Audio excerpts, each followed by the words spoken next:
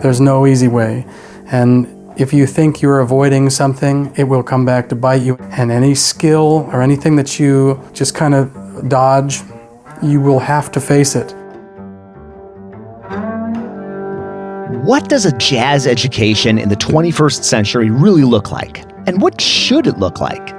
Why would a working bassist decide to drop it all and go to school? And how does focusing deeply on contemporary music outside of the jazz idiom change the way you approach the instrument?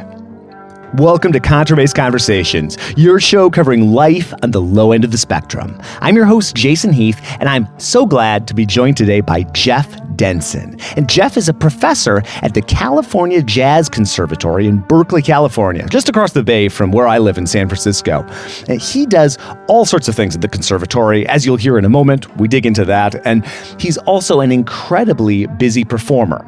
He's worked for many years with saxophonist Lee Konitz. He's got a wealth of other projects besides his work with Lee, all these different groups going on, and he just released an album this month with the San Francisco String Trio. It's titled May I Introduce to You, and it's a reimagining of the Beatles' famous Sgt. Pepper's Lonely Hearts Club Band. And we'll be dropping in some excerpts throughout the episode to that. Be sure to check out his website, jeffdenson.com, for links to that and everything that he's up to. And we've got some great sponsors for today's episode. We have Upton Bass A440 and the Bass Violin Shop. We start off today with Jeff and I talking about what the California Jazz Conservatory is and what exactly he does there.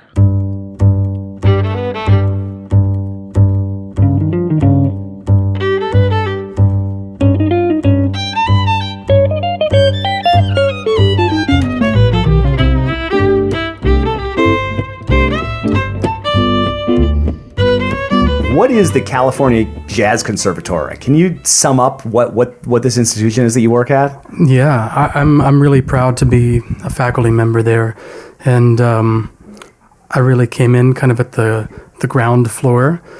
The school has been in existence 8 years, and so I came in year 3.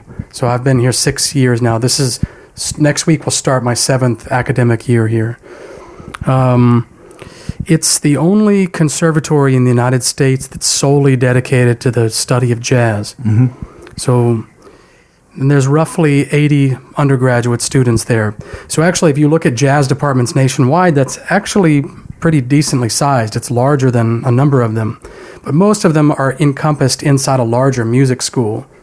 Right. So we're, like, if you want to study orchestral music and jazz, then it's not really the place, except for there's killer orchestral players all over the Bay, so you could take private lessons. Right, yeah, like exactly. With yourself. Exactly, yeah.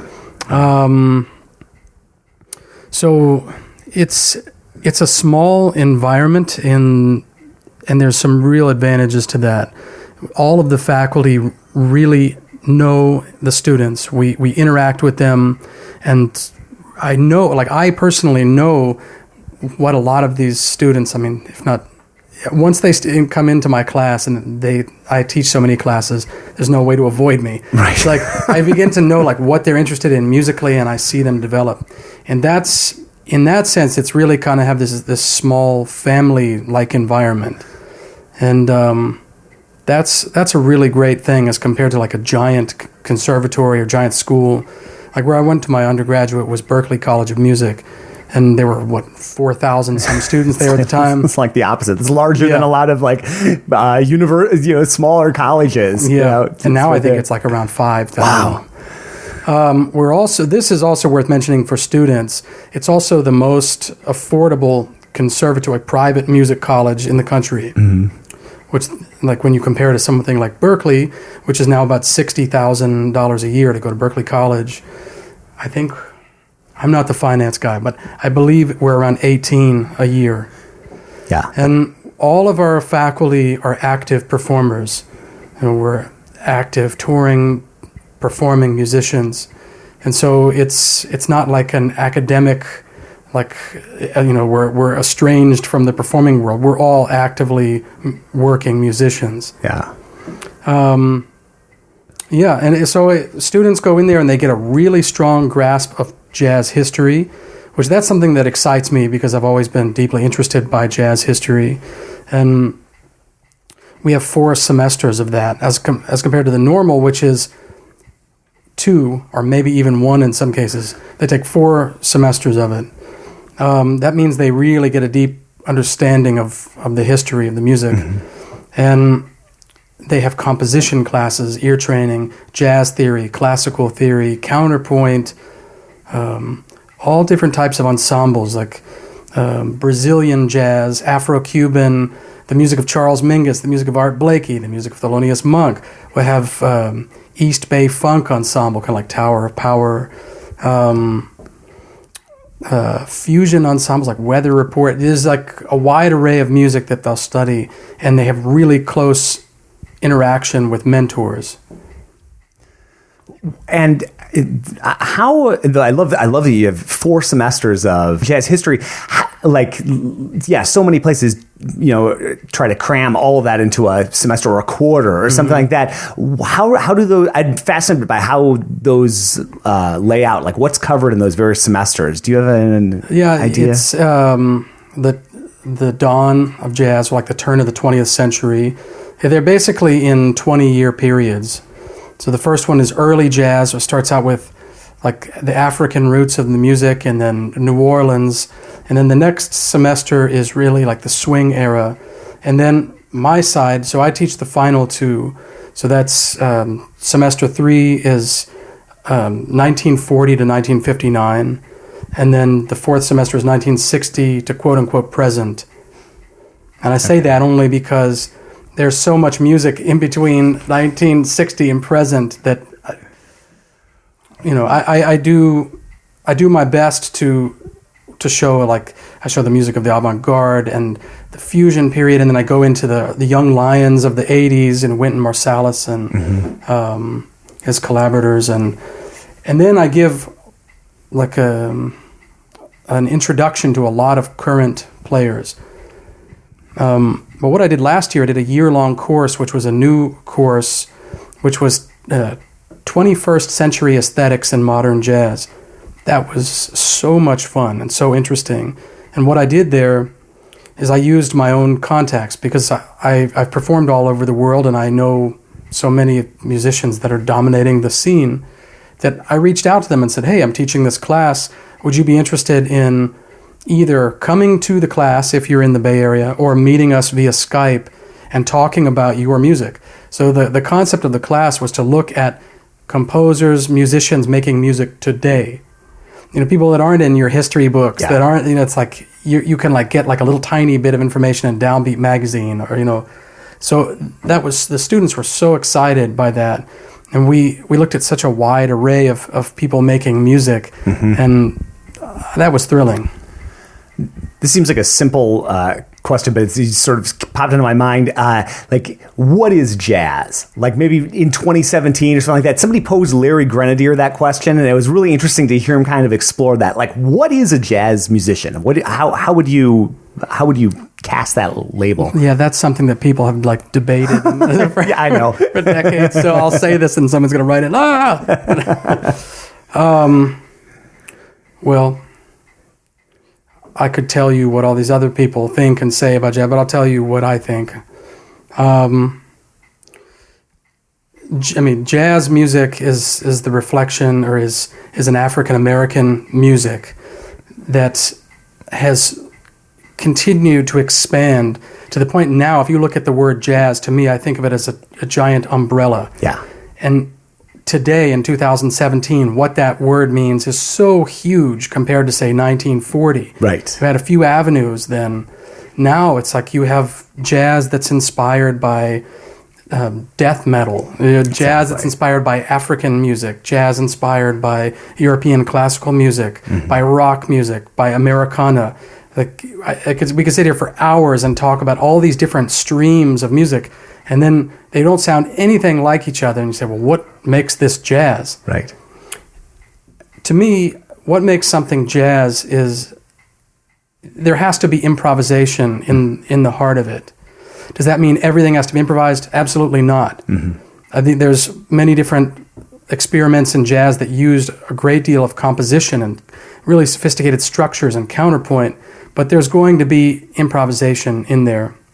It also, to me, has to do with the musician's background and training and understanding the history of the music. So if you take someone that's a quote-unquote jazz musician, they're going to have an understanding of the blues in American music, and they're going to have an understanding of what became quote-unquote modern jazz with bebop, the language of Charlie Parker and Dizzy Gillespie and Thelonious Monk, right? They're going to have an understanding of that history and music from the American songbook and jazz standards. And they're going to have an understanding of certain harmonic movements and how to improvise within structures. Mm-hmm. Yes, there's also movements in jazz that tried to break down structures altogether. Right. But those things, to me, those are key components to what a jazz musician is in 2017 when it's such a big word. Because you have the traditional, it means blues and swing, mm-hmm. which was a famous answer. Right, exactly. By a very famous trumpet player. And you can definitely see why someone says that. But then at the same time, would you say that someone that's exploring the African roots of the music literally, mm-hmm. like coming from the African continent, well, you can draw parallels with the blues and swing. There's, branches coming from Africa. But anyway, does that mean that the person exploring the Western classical music merging with composition and improvisation, is that not jazz? Right. So anyway, I don't want to start some argument. Oh, no. But I just always, it's like one of those ages old questions. But as I say, I'm looking at your new album, with the re-looking at Sgt. Pepper's. But this is, I'm sure you would think of this as jazz, right? And then I think about Miles Mosley or what he's up to, which you would also put under that canopy. I mean, it's just one of those. But improvisation. That's a through line through all these different. Yes, and then so the one, just to play devil's advocate, there are schools of improvisers that come from the classical world, like new music improvisers. Mm-hmm. So then the question is, when is it jazz? Right? Because new music uses a lot of timbral improvisation, which mm-hmm. personally greatly appeals to me, like the use of timbre and dynamics mm-hmm. and extended techniques. But is it jazz just because they're improvising? And the answer, my opinion, would be no. That doesn't mean that it's automatically jazz. Mm-hmm. There is an understanding of the African-American roots of the music and the history of the music and the language that was developed. And now at this point, the language is expanding. It's gone in these different directions. Yeah. But that's the key element with all of these musicians, is that they have an understanding of what the history of jazz music has been and what the language has done.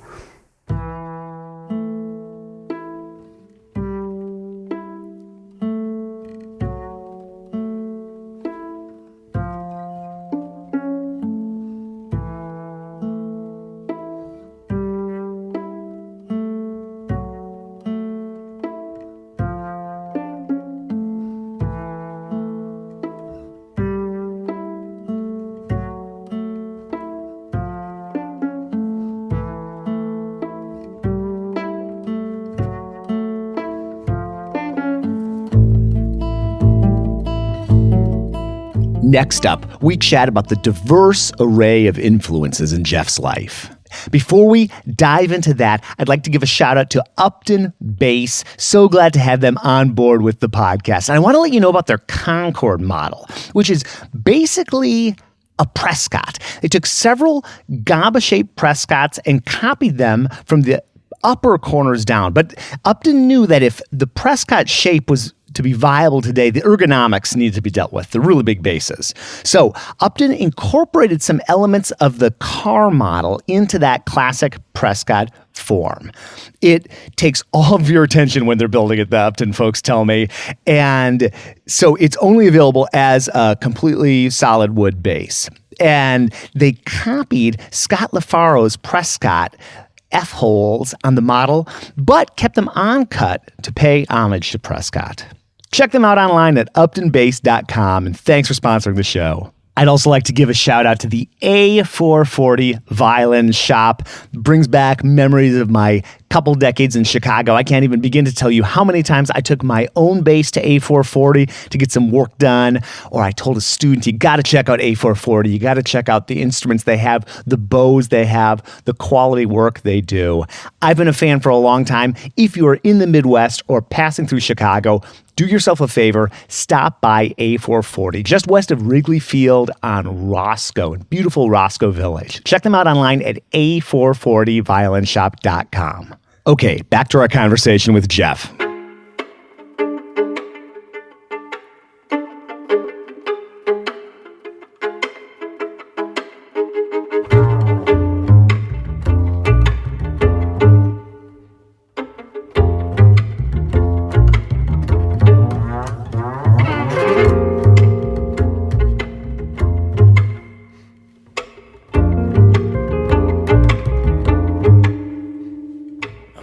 In a hole where the rain gets in and stops my mind from wandering where it will go,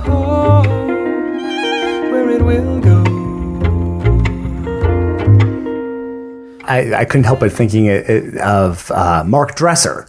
For example, like thinking of extended techniques and exploring in timbre and that sort of thing. I know you spent time working with Mark. What was it like working with Mark? What did you take away from those years? It was amazing. Yeah. I spent 5 years in San Diego, and they were 5 amazing years. Mm-hmm. It was a lot of hard work. So throughout that time, my days consisted of waking up early in the morning and practicing. So I've gone through different periods of my life where I practiced like a maniac, and that was those 5 years. That definitely was happening. I was practicing around 8 hours a day, and then going to lessons and classes. And so my degree from the University of California, San Diego, was in contemporary music. Mm-hmm. So that wasn't a jazz degree. It was double bass performance with an emphasis in composition. So I worked on solo double bass pieces like the Hans Werner Henze and Barrio and many. I can't even think of all the pieces. I worked with the Elliott Carter piece, A Mirror Upon Which to Dwell, and so I had some really intense music to study. So all during the day, I was having my butt kicked working on this incredibly challenging music that was like making my brain explode, and like always pushing my technique, like trying to keep up. And then at night I would go play standards gigs. I'd play with singers and play jazz gigs, and this would be about 5 nights a week I'd be gigging. So all during the day I'm working on new music, and I would work on traditional classical solo material, but the focus of that whole program is new music. Yeah. And then I was also touring Europe with Lee Konitz. Mm-hmm. Every quarter I was in college. I was touring with Lee, and I was also touring with my original project called Min Sarah at the time.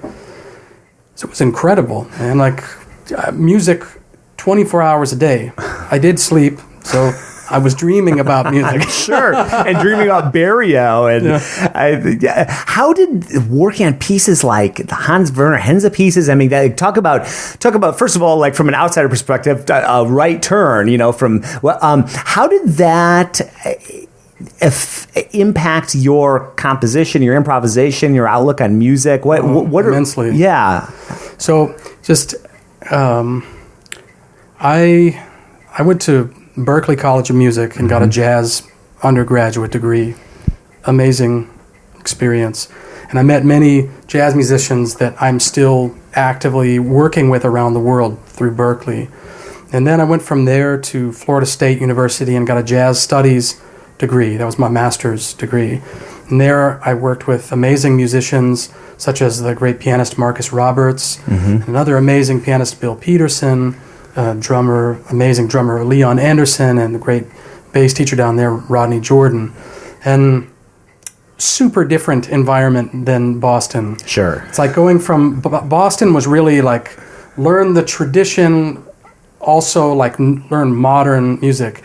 Florida was really like the school was really like tradition, straight ahead jazz, swing, blues and swing. I mean, Wynton and Wynton's associates are a huge influence on that school. Okay. And from there, I went to California, where I'd never been to California before. And let me tell you how I got there. I was finishing my degree in Florida, and I thought, okay, I'm finally going to New York. And I went up to New York to look for an apartment. And then I saw that Mark Dresser was playing, and I had all these friends tell me, you've got to go check out Mark. I really think you'd love his playing. And I went to see him play, and they were right. I was totally blown away. I saw him doing things with the bow that I was totally enamored with, and his use of harmonics just floored me, because that's something that I've always been fascinated with.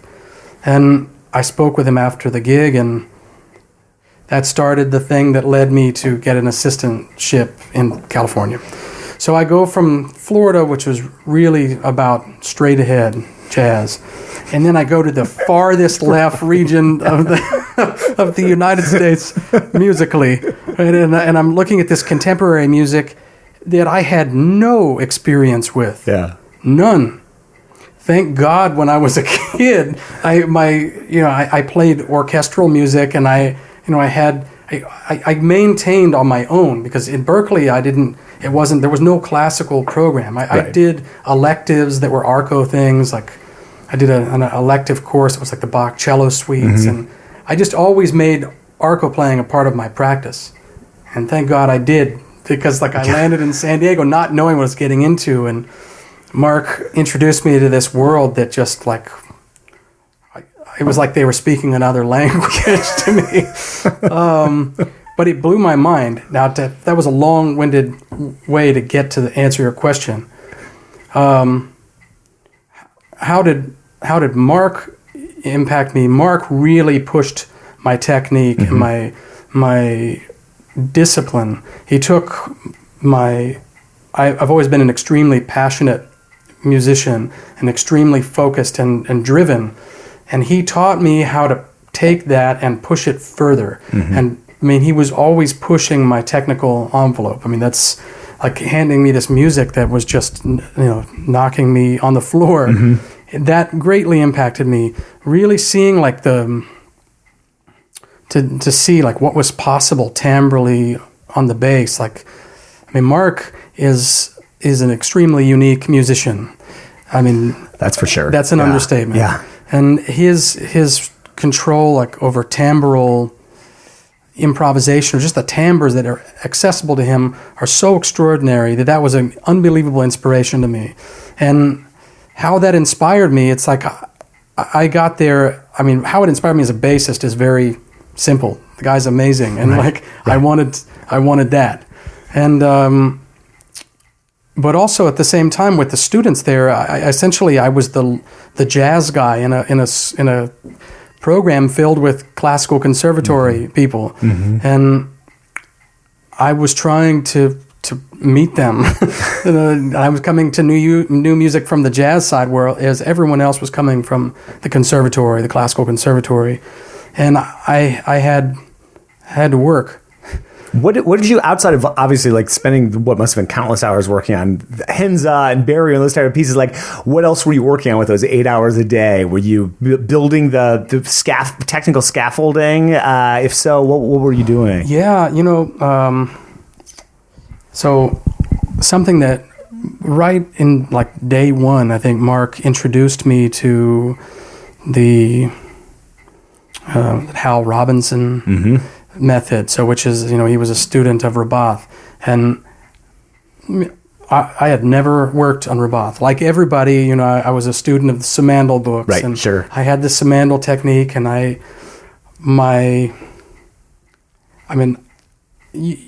had strong technique and I had an ability, but all of a sudden he introduced me to this, and it freed my left hand. I shedded like a maniac on that stuff, and it literally freed my left hand completely and made me fearless about the fingerboard. Yeah. Just that method is just so incredible. Breaking the neck down into 6 positions. I mean, that's unheard of when you're coming from the ancient Simandl book. I still think the Simandl book is an important component of learning the double bass. you know, and I worked some with Nanny, and then I worked some with Roulet's methods, and with Roulet's, that was along with the Robinson, after I spent like countless hours on that. And that stuff just opened up the instrument for me. Yeah. And that was incredibly important, just from a technical standpoint. And then just like introducing me to bowing after bowing, like, well, you have to do this. This piece requires this. And, you know, in Hal's book with kind of bass humor, the book's called Strokin'. Exactly. Like, it's, man, what an awesome book, you know. I mean, I have my students work on these books all the time.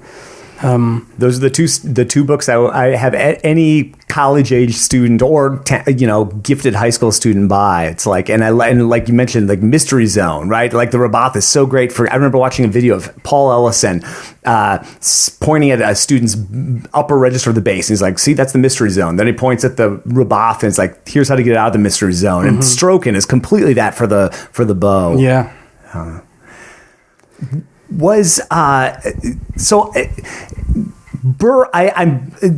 timeline. So you graduated from Berkeley, but then you had some time between that and going to Florida, right? You were working as a bassist. Yeah. So I when I went to Boston, you know, the first year, I'm just like, when you move anywhere, it's like, where am I? What's going on? Yeah. And I was inundated with meeting all these people from all over the world, some of which were just absolutely amazing from day one. And I had all these classes, and I was living in the dorms. And the second year, I moved a block away, you know, and I started gigging. Yeah. And little by little, the next thing I knew, I was gigging, you know, 3, 4, 5 nights a week. And that kept going until by the time the end of Berkeley, I was working constantly. And so I finished Berkeley in 2002. And I think, was it 2002 or 2000? Yeah, it had 99, 2000, 2000, 2001, 2001. Yeah, so I finished in 2002, and I had been in the Hal Crook ensemble, one of the Hal Crook ensembles, and he's an extraordinary teacher, like one of the most amazing teachers I've had in my life. And he's a crazy virtuoso trombonist and educator.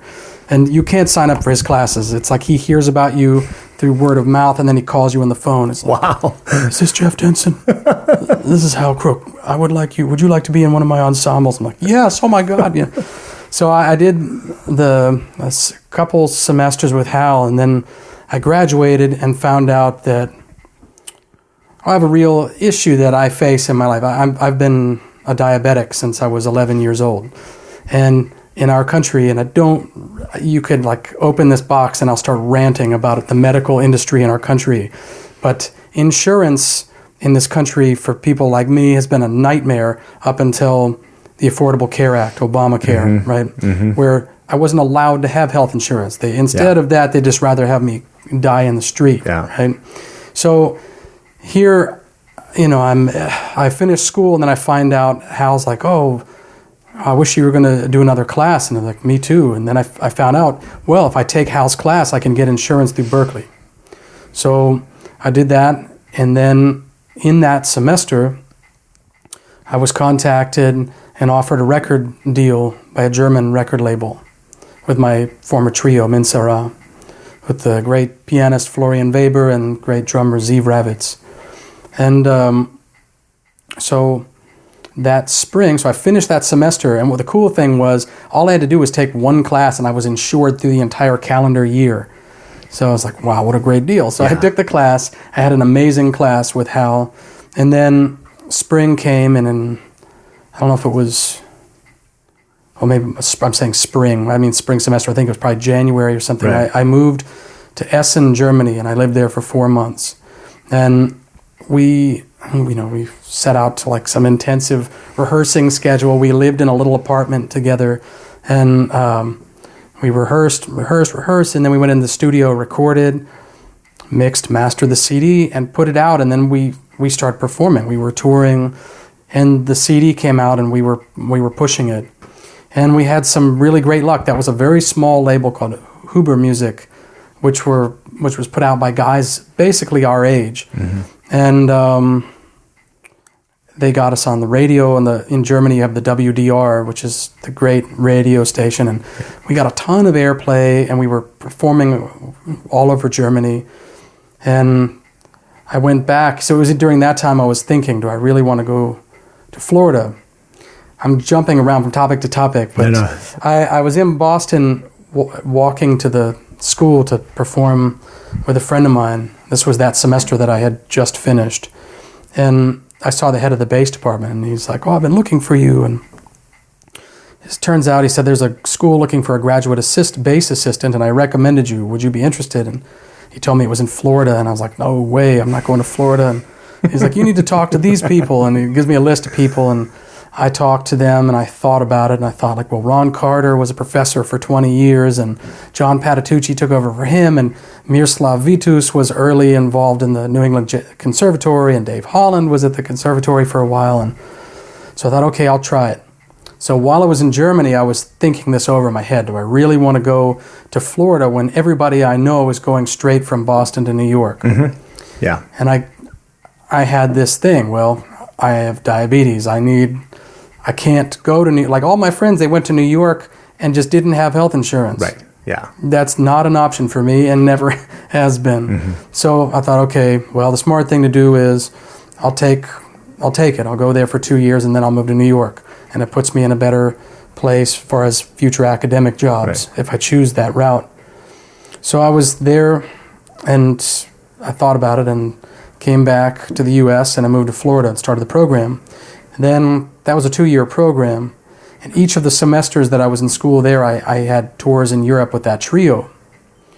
And then right near the end of my time, or was the end, as I was preparing to leave Florida, we were contacted by a great European jazz label called Enya Records. And Enya is like one of the largest jazz labels in Europe, where Charles Mingus was on Enya, Chet Baker, Eric Dolphy, Joe Lovano, John Scofield, like the list of the greatest great bassists like Renaud Garcia Fons. Mm-hmm. That's his label. Oh, he's on that.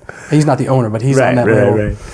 And that's because one of the DJs, he was like a super well-known DJ in Germany, was about to retire, and he contacted Enya and said, I've been playing this CD. You have to sign these young guys because this is amazing. And the owner of the label, Matthias Winkelmann, listened to the album and he loved it and signed us. So I moved to San Diego, and that first semester I flew to Germany and recorded that first album for Enya. And then, for now it's been, 2 solid years of me taking multiple trips per year to perform and tour. And shortly thereafter, I was, I'm doing these tours with my trio playing my original music. Mm-hmm. So that band started, we played I was the composer for the band. And then when we got the first label, we decided, okay, let's all evenly divide this up. We're going to be equals. We're going to be 3 leaders, so we all need to write. So then we recorded each other's tunes, and that's what we were doing. Well, in 2003, we got hired to be the backing band for a tenor saxophonist in Europe who had hired Lee Konitz, the great Lee Konitz, to be also on the album. And we met Lee, and he was kind of interested in us. And shortly there, or like a year or something later, he started showing up at our concerts. And after about the 4th concert, he asked us to meet with him.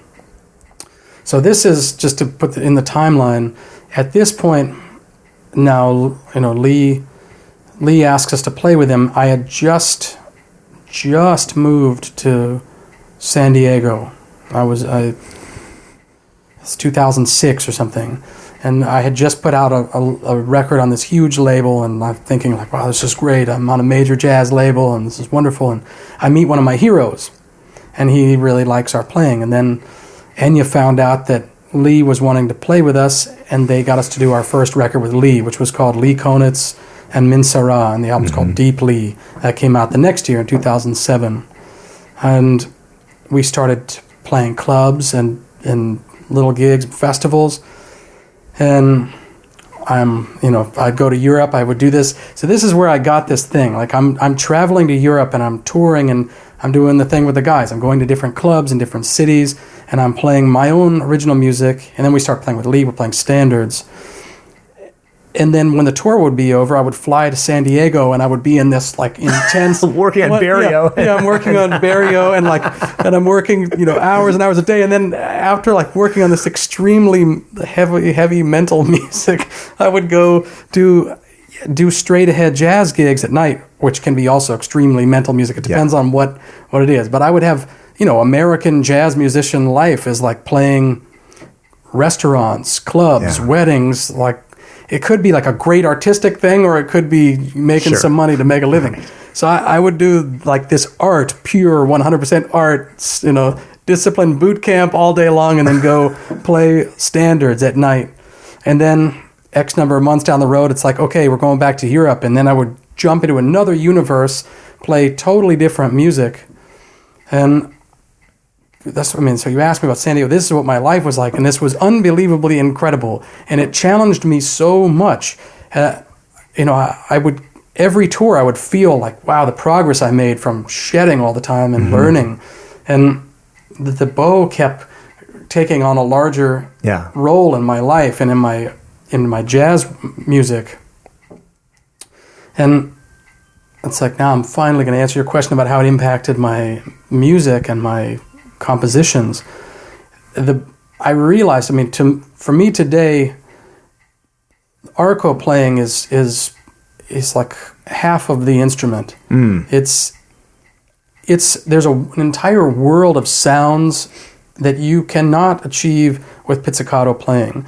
You can create vocal singing sounds. You can access harmonics that just are not really accessible with pizzicato. They don't really speak, but with the bow you can make like the 10th partial or like these really high harmonics with like a tiny space for your finger sing or even scream if you want.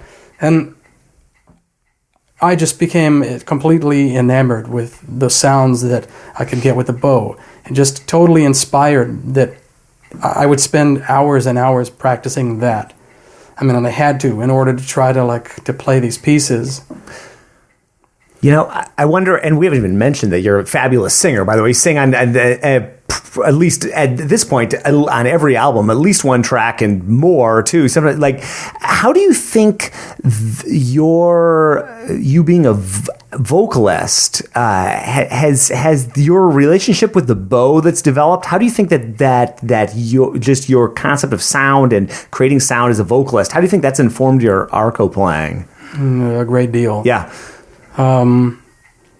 So that's funny. We're talking and then you say like, we'll somehow end up at the beginning. Right. Yes. So I'm a bass player because I was first a singer. And honestly, my very first instrument was alto saxophone, which I started in 3rd grade. Right? And I did that all the way up until high school. And when I got to high school, I didn't want to play in band and I didn't want to do it anymore. And I stopped. But all through my childhood, I would sing. I would sing with everything on the radio. I'd sing with all my mom's albums. And it's just, I didn't think anything about it. The radio's on, I would sing, and I would try to match whatever the singer did. And, I would try to get their sound. If it would be like if it was distorted like a rock singer, or if it was a female singer, whatever it was, I would try to imitate them. And I just did it for fun. That's what I did naturally. Yeah. I never even realized what that was until recently, or just kind of the significance of that. But I did that, and then in high school, my friends are starting to play guitars and wanting to have bands, and they're like, Jeff, man, you should sing in the band. You should sing with us. And I was like, yeah, okay, cool. I'll sing in the band, And, what were you singing? Oh, like Beatles. Yeah, nice. Classic rock, grunge, because this is the 90s. Sure. A little Pearl Jam or Stone Temple Pilots? Pearl Jam, Stone Temple Pilots, Nirvana, Alice in Chains. Nice.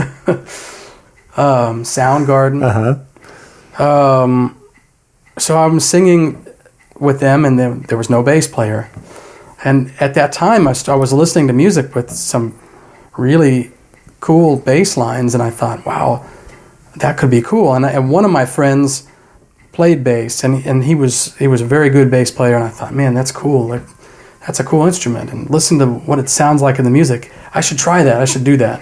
So I got an electric bass, like some cheap Aria Pro 2 electric bass, and then I'm okay. Now I don't know anything about. I don't know anything about this. It doesn't look like the music I was reading on an alto that I've now not worked on in a couple of years and can't remember anyway. And it's like bass clef. I don't know what that is, and so I started trying to play these easy songs by ear and see if I could play in the band with my friends playing guitar and drums, and then I tried to sing. I tried to do, because I was already singing. Now I had to try to add the bass and try to figure out how to do it at the same time. Yeah, that must have been fascinating. That's like that is not a skill set I possess. Like, well, it's funny. I had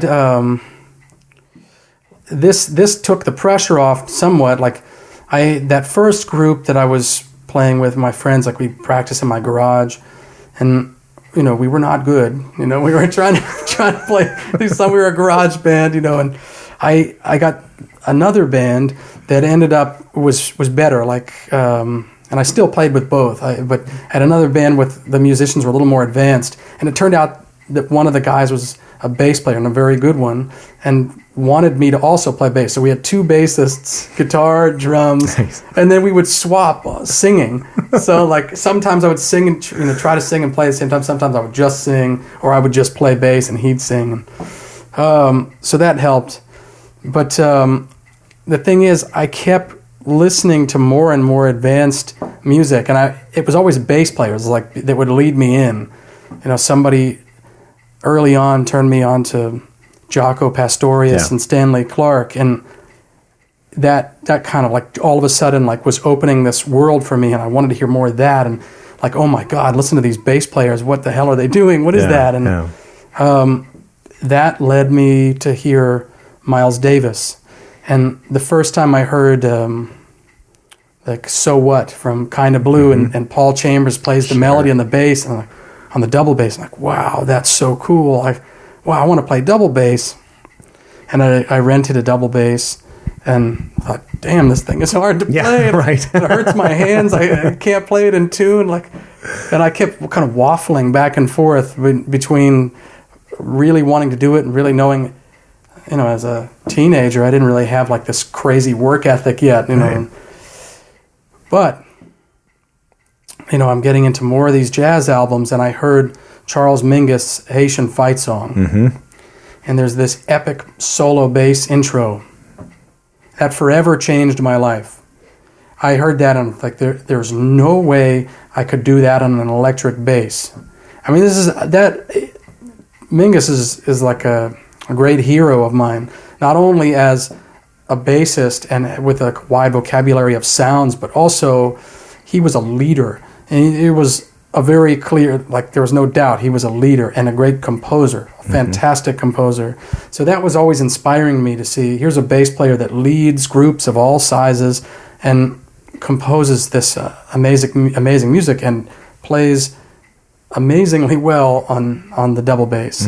So that made me, hearing that intro, like that there was no question, I have to do this. And that changed my life.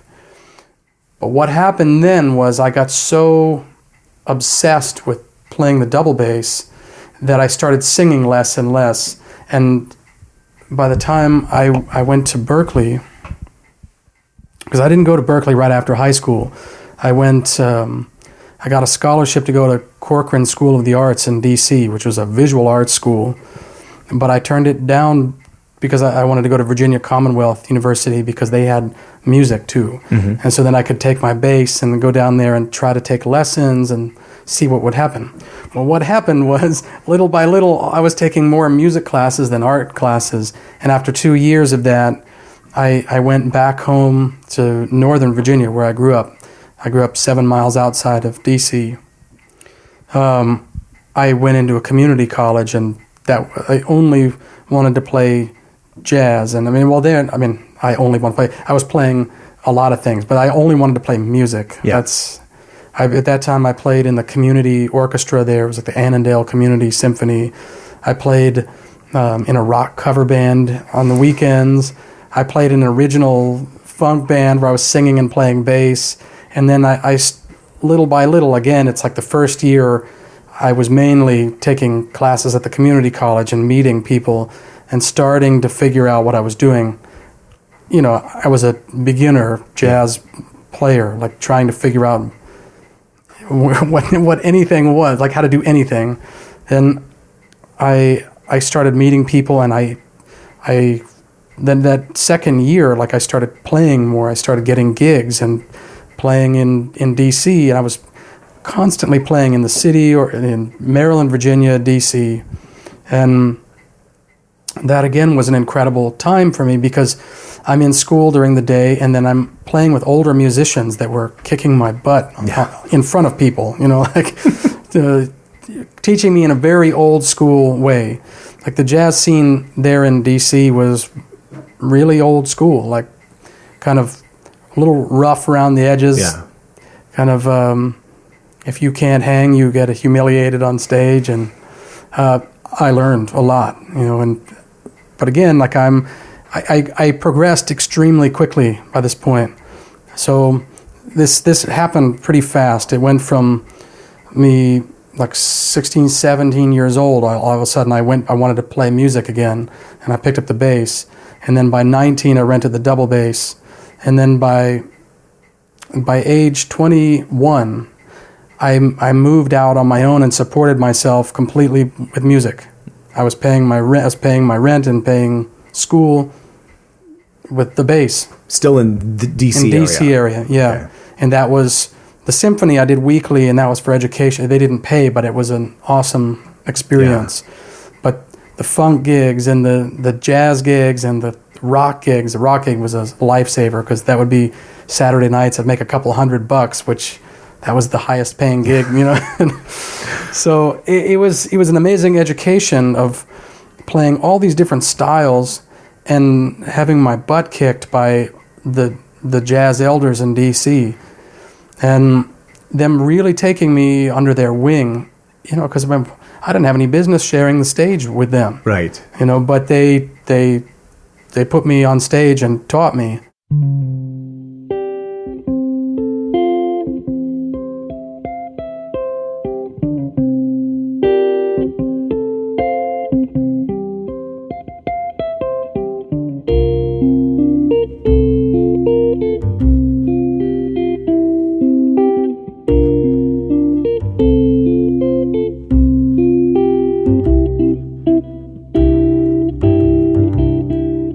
We wrap up with a great question that I get asked all the time, and Jeff has thought about quite a bit too, which is why school? And Jeff has a great perspective.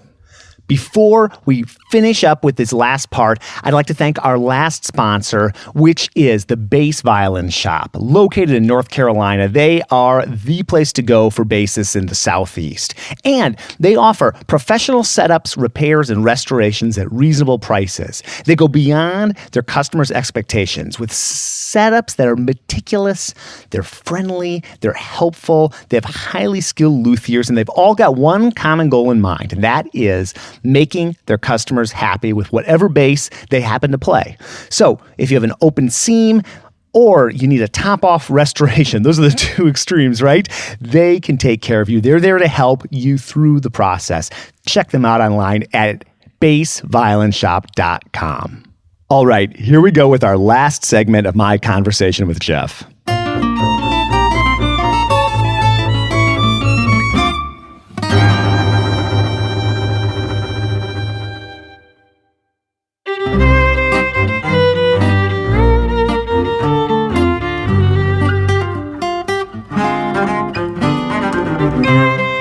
That's what happens to a lot of people that have, you know, you've obviously had an incredibly successful career in jazz, and bring up Larry Grenadier again just because I was just chatting with him. You know, he had a similar experience here in the Bay Area. He grew up in Burlingame, and he said to me, he's like, I had no business being on stage with these people when I was like 16, 17, 18, but what I learned on the bandstand, which I know is a big thing for you, is like, and not you can't be duplicated. Yeah. So you were working it. You were doing it those late teen years, early 20s. So like, then why?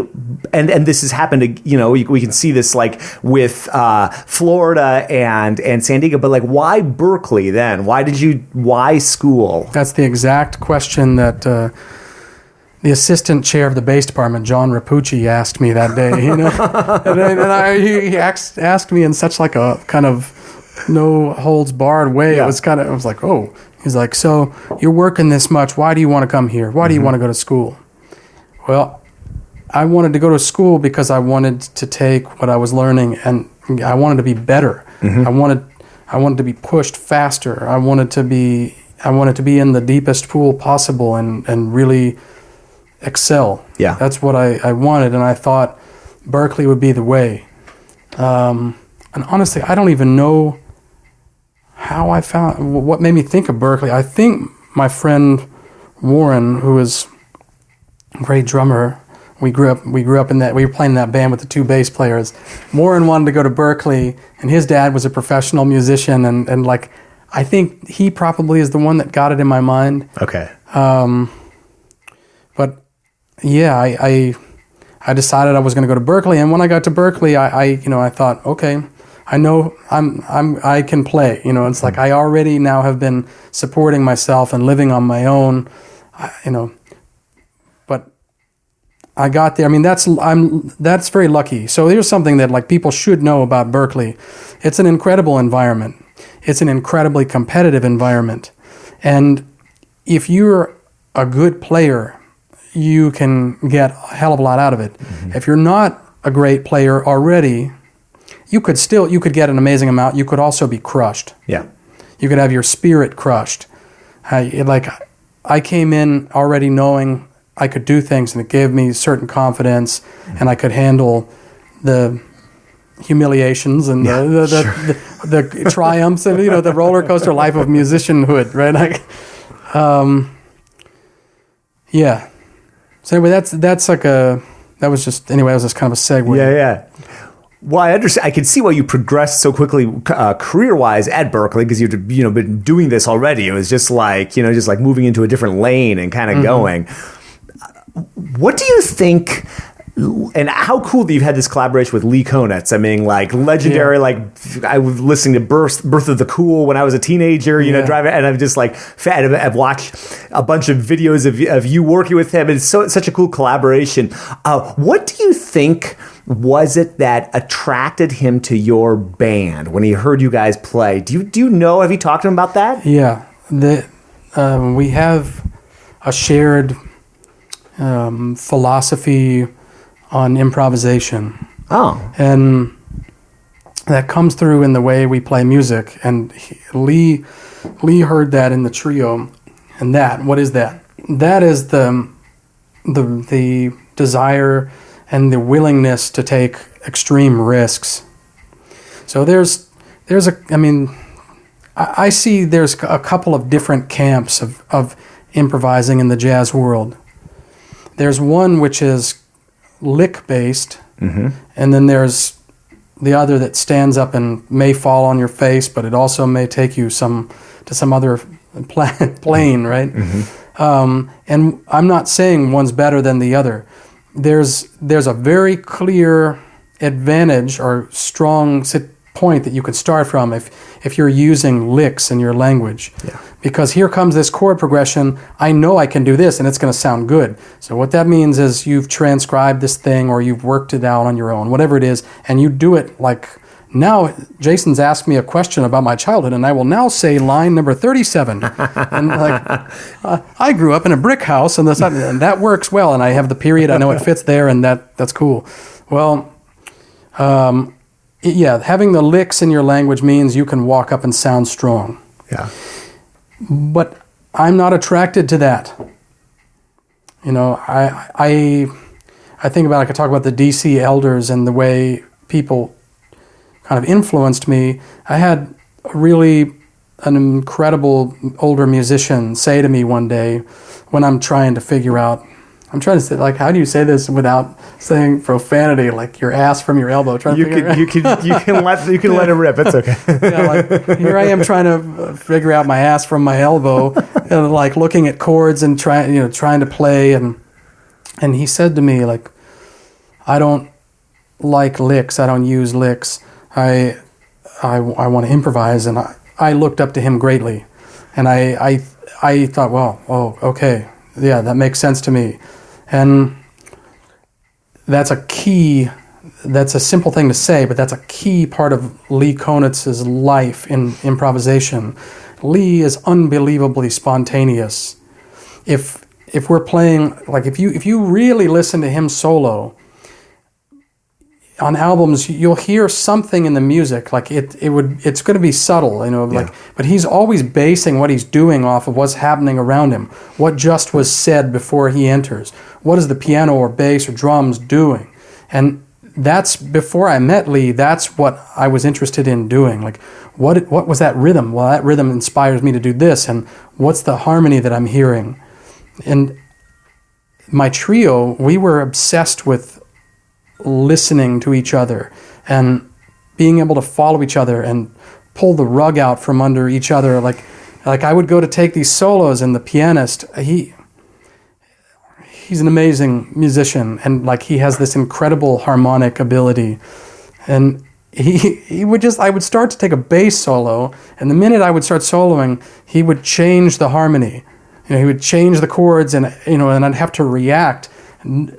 And it wouldn't be stock sounds, like he would create these colors. It was more like, almost, if we stopped the tape and listened to it, like, oh, this sounds kind of like a sus flat 9 or something. It's like he would have unusual voicings behind me, and he would just change the form, and I'd have to solo following him.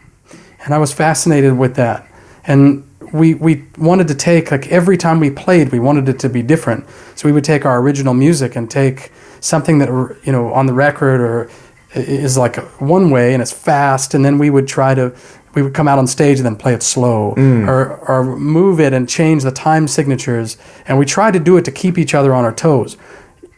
Does it mean that kind of doesn't lend itself, that kind of playing doesn't lend itself to, like, I'm going to stand up here and show off like a badass all the time. Right. It means you have to be a little bit more, you have to listen and respond, and you can't come out and do your thing that you're going to be able to do. It doesn't work when the floor underneath you is shifting. Yeah. And that's something that we explored. I mean, like I have, back in the day we used mini disc players, and sure. I had these mini discs of us playing standards. We would play for 3 hours or so. We'd be in a room with my trio, and we'd play one tune over and over again. And we would try each time to make it different. Change the meter, change the key, change just the dynamics, or the way the tempo is, or if the tempo's moved. So that was kind of, those were the things that we did, and Lee heard that. We weren't coming out and repeating ourselves, and we weren't playing all of these stock licks. And I think that's a key part. It's just, what that all boils down to is, like, the most important thing to me when I'm playing is that I'm listening as hard as I can to everybody on stage.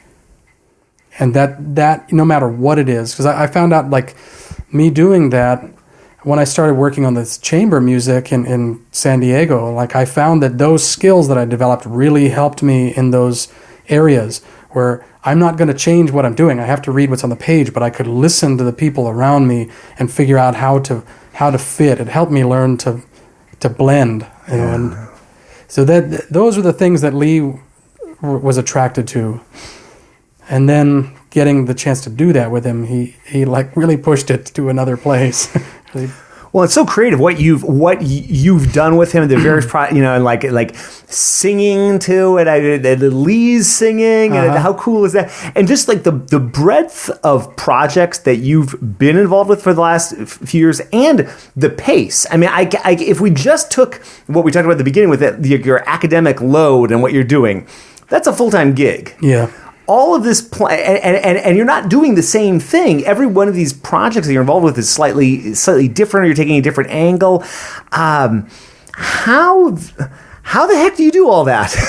I mean, how do you, like, even just like logistically, how do you do all that? Do you have phases in the year when you're working on a project, or is it throughout the school year? Like, I'm trying to be better and juggle more things. Like, how can I do that with all these time constraints, like what you have? Yeah, so this is something my wife talks to me about. She's trying to get me to change my ways. You know, she wants me to calm down and slow down. Like you asked me, you asked me about Mark and UCSD. Yeah. I was already like beyond intense about my playing and about music and my career and building my career before I met Mark. Well, it turns out Mark and I are a lot alike, and Mark is unbelievably intense and wants to be the best at what he does, no matter what it is. He was a hell of a teacher. Yeah. And to me, I greatly look up to Mark because whatever he does, it is just impeccable. And so for better or for worse, going to graduate school, getting a doctorate with this incredible amount of demands on me, with all of this workload, and then maintaining an international touring career while being a local musician in San Diego at the time and gigging, I realized, oh shit, I can do it. I can do this. Like, then Mark would see, oh, you could do that? Well, what about this? And they push something on me, and then I'd say, okay, I'd have to deliver. I'd have to do it. And then the band would say, man, we just got, Lee wants us to do a record at the Village Vanguard. I'm like, oh my God, I'm in the midst of like these qual exams and like this personal kind of hell that I was in at the moment. And I'm like, all right, just say, yeah, we'll do it. We're going to do it. And like, okay, I hang up the phone and realize, oh my God, well, I'm just going to have to do it. There's no other option. Is this healthy? That's another question. I don't know if it's healthy.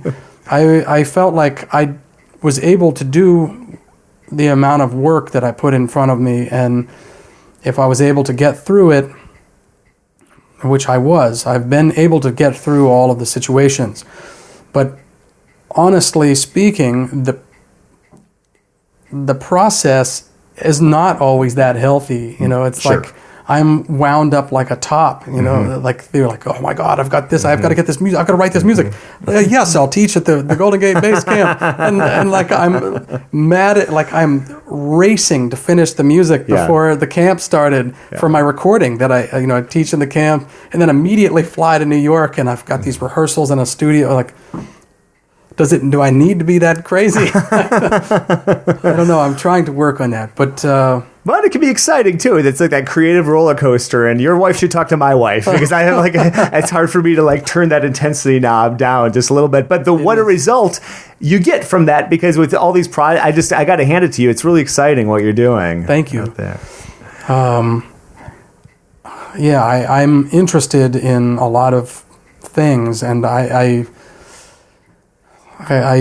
want to pursue that. I want to make the music that I was put here to make. I mean, I'm trying to do it, to keep up with myself.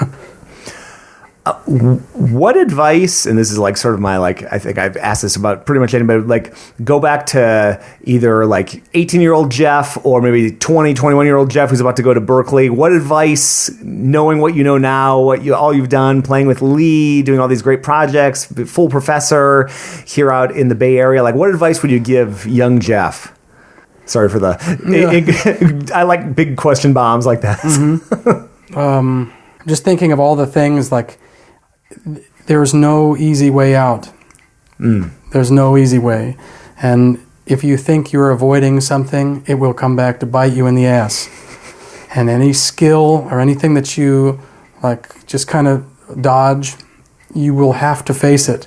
Yeah. If you're going to be a professional musician, there is no easy way out. And that's what I've learned. Like, anything that it's like, man, I got to work on this, I have to transcribe this, or I have to do whatever it is, and I didn't want to do it. Later in life, all of a sudden I'm faced with, wow, I've got this opportunity, and wow, I didn't work hard enough in that area, and now I have to do it in like a stressful way to like get my skill together.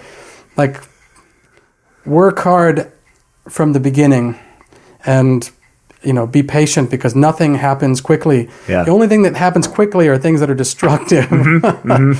It's a life's journey, and there is no easy way out if you want to do it right. Yeah.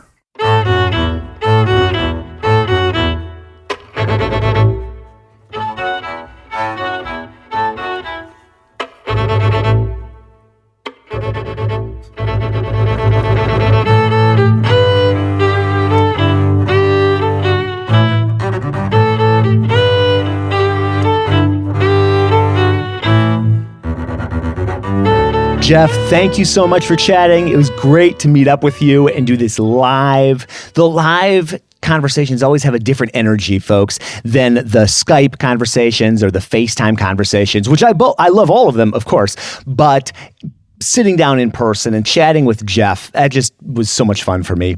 JeffDenson.com. That's where you can find out everything that he's doing and all the various projects. And it's really inspiring to see the energy that he has, like we talked about in the interview. And it makes me think, I feel like I work pretty hard, but it makes me feel lazy looking at what Jeff's up to. It was also great to connect with Jeff and spend time teaching with him at the San Francisco wonderful event, the Golden Gate Bass Camp, run by Richard Duke. I've covered it on the podcast. Richard and I got together late one night and did a preview episode about it, and I featured Dashun Zhang and Donovan Stokes, two of the faculty members. We did a preview. All three of us kind of wove that together in the spring. And Jeff was another member of the faculty this summer. That's how we got connected, and Jeff's first time at a bass event was this summer at the Golden Gate Bass Camp. How cool is that? It was great to bring Jeff into that world, and it was great for the people at that camp to experience just what he's doing. It's so cool. I'm just so honored and thrilled to be able to do this each and every week. It's a lot of fun. It's inspiring, it's educational, and if you've made it this far to the end of this episode, you're probably thinking at least the same things a little bit. So thank you so much. Share this out. That's my request from you. Share it on Facebook, share it on Twitter, email it out. That helps grow the show. That helps with the momentum, and momentum's such a big thing with a project like this. So I really appreciate it. I appreciate you listening to the end. Feedback at contrabassconversations.com will get you in touch with me, and I love hearing from people and responding and thinking about what they write. So please, if you have any thoughts on this or any episode or topic or anything like that, reach out. I'd love to hear from you. Thanks again, and we will see you again soon for more life on the low end of the spectrum.